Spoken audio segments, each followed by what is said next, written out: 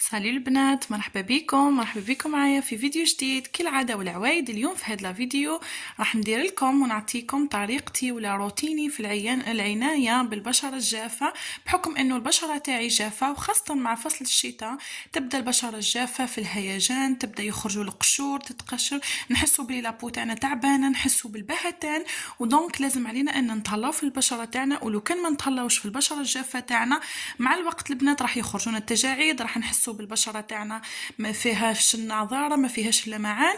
اليوم راح نشارككم بروتين تاعي كامل في العنايه بالبشره الجافه، وراح نحاول اني نعطيكم منتجات والكوسميتيك اللي تكون رخيصه، البري تاعها رخيص، يعني يناسب كل بنت سواء عامله ولا ماهيش عامله، ونعطيكم البديل تاع كل منتج اللي تقدروا تستعملوه في بشرتكم. تبعوا معايا الفيديو الاخير وان شاء الله يكون ينفعكم. بالنسبة للروتين راح يكون روتين يومي من تنوضوا الصباح حتى ترقدوا في الليل، وش ديروا في البشرة تاعكم، كيفاش تعتنيوا بالبشرة تاعكم. راح نعطيكم كذلك روتين أسبوعي وش لازم تديروا في البشرة تاعكم كل أسبوع، ونعطيكم المقشرات المليحة للبشرة الجافة والحساسة ولي ماسك. أول حاجة نبداو البنات كي نوضوا الصباح بيان سور، إذا ما كنتيش دايرة زيت في وجهك ولا ما كنتيش دايرة ان برودوي، هذاك البرودوي اللي يعني انك تقدري تخرجي للشمس نورمال وتقيسوا لابو تاعك تقيسها الشمس عادي، ما تغسلي، من الأحسن أنك تغسلي وجهك بالماء فقط. إذا كنتي دايرة ما درتي مثلا زيت الزيتون في الليل ورقدتي الزيتون في الليل، قادر تقعد الآثار تاعو في وجهك، دونك ما تقدريش تخرجي بالماء وحده، راح يقعد زيت الزيتون في وجهك. من بعد إذا قابلتي الشمس راح تكحل لك لابو تاعك. دونك إذا كما قلت لكم الخلاصة، إذا كنتي دايرة كريمة عادية في الليل تما في الصباح، هي من الأحسن ومن الجيد أنك تغسلي البشرة تاعك فقط بالماء فقط، ما تغسليش بالغسول ولا بالصابون. هذه أول خطوة. بعد ما تغسلي لابو تاعك البنات بغسول ولا بالماء فقط، لازم الأحسن أنك تنشفيها، سيرتو تكوني زربة في الصباح راح تخدمي راح تقراي. هنا البنات كي تجي تنشفي ولا تشيحي لابو تاعك ما تشيحيهاش بالمنشفة ولا كيما نقولوا حنا سيرفيات البشكير، حاولك انك تمسحي لابو تاعك بالبابي سيرفيات. بابي سيرفيات خير باش ما تتراكمش فيها البكتيريا، باسكو كي تمسحي بالسيرفيات ولا بالمنشفه راح تكون متراكمه فيها البكتيريا، ومن بعد راح تسبب لك الحبوب والهيجان في البشره تاعك. تنشفي البشره تاعك. من بعد ما تنشفي البشره تاعك اول خطوه ديريها قبل ما تخرجي لبرا، ومستحيل وحذاري ثم حذاري انك تخرجي بدون ما ديري مرطب للبشره تاعك وواقي للشمس. راح نعطيكم المنتج اللي نستعمله انا كمرطب البشره تاعي. انا نستعمل هادو تاع لا مارك ليزاس، لابوراتوار ليزاس. نستعمل هذه البنات، ولكن نستعمل فيها في الغاز، ماشي هذه البلو. كاينه البلو هذه، شوفوا راهي بو غراس ميكس، معناها البشره الدهنيه والمختلطه، وكي تكون في الغاز تجي لابو سيش وسنسيبل. احنا لابو تاعنا مادام بشره تاعنا دهنيه، مادام بشره تاعنا جافه، دونك لازم علينا نستعملوا هذه الغاز. بالنسبه انا لهذه عجبتني البري تاعها، وعلاه باسكو البري تاعها رخيص، دير جوست 45,000 بركه، دونك ماهيش غاليه، تقدروا تشروها البنات الكل. شوفوا كيفاش تيوب جاي كبير معمر، تما راح يحكم لك بريود، راح يحكم لك مده طويله في 75 مليلتر، وتعطيك ترطيب مليح، ترطب لابو بيان. انا عجبتني ترطب لابو بيان، يعني شغل باقل الاسعار انك تلقي حاجه في البري تاع 45,000 حاجه هايله ترطب لابو تاعك بيان. ولكن كيما وصيتكم البنات تكون هنا غاز، ماهيش في البلو تاع البشره الجافه. وكي نرطبوا يا البنات البشره تاعنا ما ننساوش انه نرطبوا تحت عينينا، لا ننساوش انه العينين منطقه حساسه، ولازم علينا نحافظوا على عينينا، على منطقه حول العينين، لانه اذا ما رطبناش حول العينين راح تخرج لنا الهالات السوداء. بالنسبه للترطيب انا نستعمل هذا تاع لا مارك زوغا، هاوليكم البنات، هذا فيه الهيرونيليك اسيد مليح. هذا تحت العينين، ديروه تحت عينيكم تما كونتور ديزيو، ترطبوا به راح يرطب لكم تحت العينين، ومع الوقت اللي يكون عندهم الهالات السوداء اللي ساغن راح تنقص لكم وتنحى لكم اللي ساغن، ولكن مع المداومه والاستمرار. هذا البنات بالنسبه للكونتور ديزيو هذايا تقدروا تستعملوه في النهار قبل ما تخرجوا لبرا، وفي الليل تاني كي تجوا حترقدوا تقدروا تستعملوه. هذا البنات البري تاعو شويه غالي 130، ولكنه حل مثالي وحاجه مليحه وافيكاس لابو. خطوة بعد ما استعملنا المرطب للوجه والمرطب العين، يعني هذه حاجة ضرورية، ما تخرجوش بلا ما ترطبوا البشرة تاعكم، لأنه البشرة الجافة من اسمها الجافة يعني راح تكون ناشفة، راح تكون خاصتها اللمعان، راح تكون خاصتها هذيك النضارة وهذيك الرطوبة. باش نرطبوا البشرة تاعنا لازم يكون عندنا مرطب، ومن أحسن أنه نختاروا مرطب تكون الترطيب تاعو قوي ويحتوي على الهاليورونيك أسيد باش ترطب لنا وتعطينا ترطيب مليح للبشرة تاعنا ويتنحونا هذاك القشور. هذه كأول خطوة. ثاني خطوة، مستحيل وممنوع وحذاري ثم حذاري البنات انكم تخرجوا بدون واقي الشمس.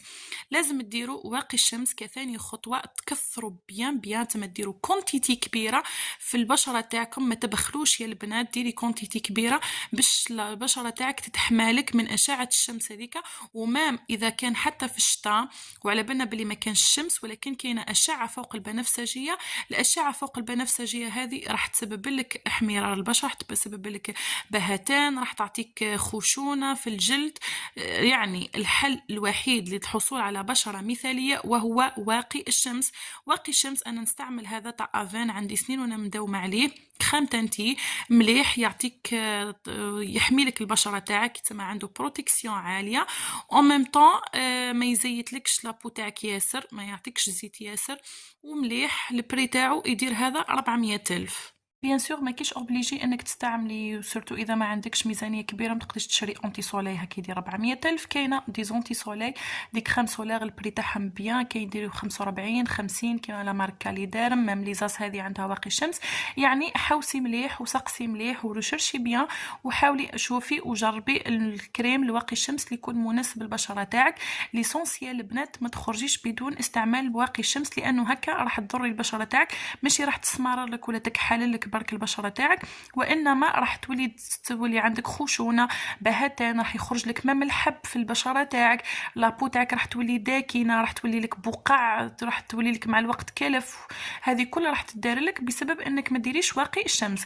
بعد ما ديري الخطوه الاولى كريم مرطب، موراها ديري واقي الشمس، هنا تخلي لابو تاعك 10 دقائق شويه ترتاح، تقدري ديري مكياج تاعك عادي وتخرجي نورمالي، لانه صاي الحاجز تاع البشره تاعك راهو محمي. درنا المرطب تاعنا، درنا كريم واقي الشمس، هذو في زوز راح يحمولي البشره تاعي. تقدري دوك ديري كريم ولا فون دو تان ولا كيما حبيتي، ولكن حاولي انك ما تكثريش هكا باش ما تضريش لابو تاعك.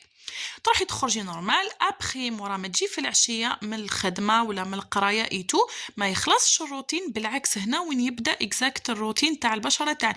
لانه البنات اذا رقدتي بالمكياج هذاك اللي راكي دايرتيه واللي خدمتي به نهار كامل، اذا رقدتي به راح تضري البشره تاعك 1000%. تاكدي بلي البشره تاعك راح تولي كيما جلد التمساح. قبل ما ترقدي البنات لازم اول حاجه واش نديروا انه نحو هذاك نديماكيو، نحو المكياج. ميم لو كان ما درتيش مكياج، خرجتي بلا ما ديري مكياج وكنتي درتي هذا الكريم المرطب ودرتي كريم واقي الشمس، خرجتي برا شتي هذاك الريح، هذيك الريح كلها راح يتلم لك في البشره تاعك، كله راح يدخلوا في المسامات تاع البشره وبالتالي راح تنضر البشره تاعنا. لازم نديماكيو عن طريق ديماكيون. انا بالنسبه للديماكيون نستعمل في الديماكيون هذا تاع فينيس، عندي مده وانا نستعمل فيه، عجبني مليح وقريب تفض لي، دوك نزيد نشري واحده اخرى. هذه سنين وانا نستعمل فيه هذا، وعلاه باسكو ما يديرليش حساسيه البشره، ما يديرليش الحب، ينظف لي بيا لابو تاعي وينحي لي كل هذيك التراكم تاع المكياج تاع البقع تاع كلش كما وين كنت برا. ابخي بعد ما ديماكيت هنا نروح نغسل لابو تاعي بالغسول تاعي ولا بالصابون ولا ساديبا واش راكي تغسلي البشره تاعك. تما ما تروحيش تغسلي ديريكت البشره تاعك، لانه اذا غسلتي البشره تاعك ديريكت تاكدي بلي لابو تاعك هنا ماهيش نظيفه، راح تقعد البقايا والتراكمات لداخل في المسامات تاعك، وراح تدخل البشره تاعك من الداخل ولتحت الجلده، وراح من بعد راح تخرج لك البثور، راح تخرج لك الحب، راح تخرج لك كل مشاكل البشره. لازم ديماكيو الصح بيان البشره تاعي، ومن بعد نروح نغسلها مليح بالصابون ولا بالجل. بالنسبه للصابون انا شخصيا نستعمل صابون حليب الماعز تاع ابو سعد، البري تاعو يدير ميم با 18,000، يعني الحمد لله صابون مليح عجبني، ما ينشفليش البشره تاعي، ما يديرليش حب، ما يديرليش حساسيه، او ميم طون يبيض. مع المداومه راح تشوفوا بلي البشره تاعكم بياضت. ورا ما ندير انا ما نغسل لابو تاعي نمسحها ننشفها كما قلت لكم بابي.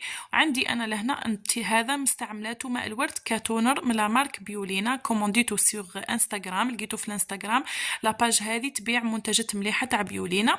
هذا نرشو فيه بذور التين الشوكي، مليح يرطب البشره وينحي لك علامات التقدم في السن، يحارب لك الشيخوخه، وكذلك يرطب لك ويعطيك نضاره في لابو تاعك، وتحسي بلي لابو تاعك ولات فيها لمعان، ما بقاتش لابو تاعك باهته هكا وفيها الداكنه وفيها الكحوليه يبان التعب في وجهك. نو، راح ينحي لك التعب هذا. انا نرش به لابو تاعي ماء الورد تاع التين الشوكي، ونخليه لمده 10 دقائق في لابو تاعي، ومن بعد نروح نطبق للمرحله اللي بعدها. المرحله اللي بعدها انا نستعمل هذا جليكوليك اسيد البنات تاع اوردينري. شكون منا اللي ما تعرفش هذا المنتج؟ هذا المنتج مليح، جليكوليك اسيد من لا مارك اوردينري. شوفوا القرعه راهي معمره، تكون كبيره كيما هكا. هذا مليح للبشره سيرتو الحاجب، يعني حسب تجربتي الشخصيه عندي عام ونص وانا نستعمل فيه. هذا مليح سيرتو للبنات اللي عندهم بقع داكنه وعندهم الحب، حب الشباب ولا اي نوع من الحبوب. اذا عندك في البشره تاعك حب، هذا راح ينحي لك الحبه غابيدمون. تستعمليه تسمى ديريه في المناطق بين الخدين، نديرو في الجبهه تاعي تحت الذقن تاعي كما قلنا تحت فمي، ولكن ما ديريش حول الفم وما ديريش ورا عينيك، ديري في خشمك تاني ينحي لك كذلك لي بوان نوار. يعني الصراحه هذا منتج مليح مليح اللي تحب لابو تاعها تكون صافيه، ما فيها لا حب شباب لا بقع داكنه لا كلف لا هالات، ماشي هالات سوداء باردون، لا رؤوس سوداء. هذا منتج رائع جدا، انا نستعمل هذا. البري تاعو شويه غالي، يدير 550 القرعه الكبيره كيما هك، ولكن ماهيش راح تفضلك في شهر ولا شهرين، راح تقعد لك. انا هذه محسوب عندي عام ونص وانا نستعمل فيها، ولدرك مازال ما فضتليش. ما تطبقي الجليكوليك اسيد هذا لازم تخليه لمده 10 دقائق في لابو تاعك، ينشف مليح في لابو تاعك، وراه لازم تديري مرطب. تقدر ديري مرطب هذا اللي تستعمليه في النهار، ولا انا شخصيا ندير هذا سيروم وهو يعتبر كذلك مرطب، يبيض ويرطب ويصفي البشره من لا مارك بيولينا تاني اللي حكيت لكم عليها تاع ماء الورد. هذه هذا عجبني لانه صح يبيض لابو تاعك ويصفاها وينحي لك البهتان، وما تحسيش بلي لابو تاعك في هذيك الشهوبيه وفيها التعب هذيك وتجي مدخنه. لابو تاعك يصفيها لك ويعطيك النضاره وتبان بلي لابو تاعك فيها اشراقه. البنات ما ننسوش كذلك، ما ننساوش وجهنا، ما ننساوش تحت عينينا نديرو هذا ثاني في الليل تاع قلت لكم عليه تاع زوغا تاع هايلورينيك تاع كونتور. وما ننساوش الشوارب تاعنا ولا الشفايف تاعنا، لازم نديروا لهم شويه فازلين باش نرطبوا الشفايف تاعنا كذلك وما يجوش مقشرين سورتو مع البرد والشتاء. فهذا هو روتين يومي نستعمله يوميا باش نحافظ على بو تاعي. ما عدا هذا جليكوليك اسيد ما نستعملوش يوميا، نستعملو نهار بعد نهار. اذا حبيتوا تشرو هذا راني حكيت عندي دايره لكم فيديو نهضر لكم عليه بالتفصيل والفوائد تاعو. هذا بالنسبه للبشره، بالنسبه للشعر، بالنسبه للجسم، بالنسبه لتبييض المناطق الحساسه. شوف تقدروا تشوفوا تحوسوا لا فيديو في قناتي عليه مليح، وتشوفوا طريقه الاستعمال كيفاش يستعمل. وهذا عباره عن روتين يومي. دوك راح نروحوا للروتين الاسبوعي.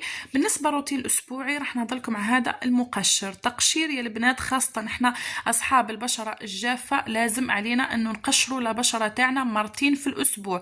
وكمقشر تقدروا ديروا مقشر طبيعي، وكاينه مقشرات عده مقشرات طبيعيه تستعملوها في الدار، ولا تشروا مقشر من برا. انا شخصيا نستعمل في المقشر هذا في القماش تاع كاليدرم تاع الخيار، روعه عاجبني ومن بدلوش مهما يصرأ. هذا يناسب البشره الجافه، يناسب جميع انواع البشره، مش غير اللي عندهم بشره جافه.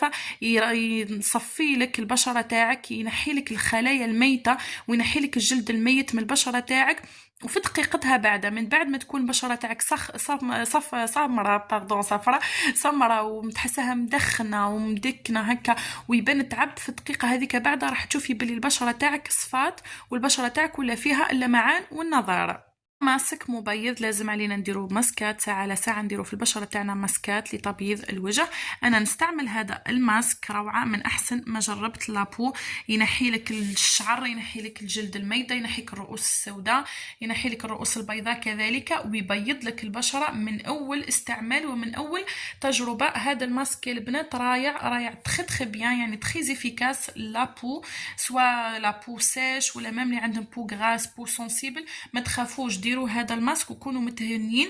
هذا الماسك تاع الذهب يبيض لك البشره تاعك من اول استعمال. في الاخير انا نستعمل هذو اللي عباره على دي ماسك ثاني، تحطيهم قناع لوجهك شغل، تحطيه في وجهك ديريكت، تنحيه تحليه شغل كي من هكا، تحليه كي تحليه تلقيه من الداخل في واحد كي هكا كي طبه انديري، تحطها في وجهك ومن بعد تكون فيها معمره تكون فيها السوائل تسمى تجي مبلوله الطبه هذيك، تخليها في وجهك، تبقاها على وجهك لمده ربع ساعه، وتحكي هكا بحركات دائريه، ومن بعد تغسلي وجهك. صدقوني يا البنات من جربته اول خطره عجبني روعه مليح خلاص، وعلاه يبيض لكم البشره تاعكم من اول استعمال، يعطيكم نضاره في البشره، يعطيكم واحد الرطوبه، تحسوا بلي لابو تاعكم كيما تاع لي بيبي.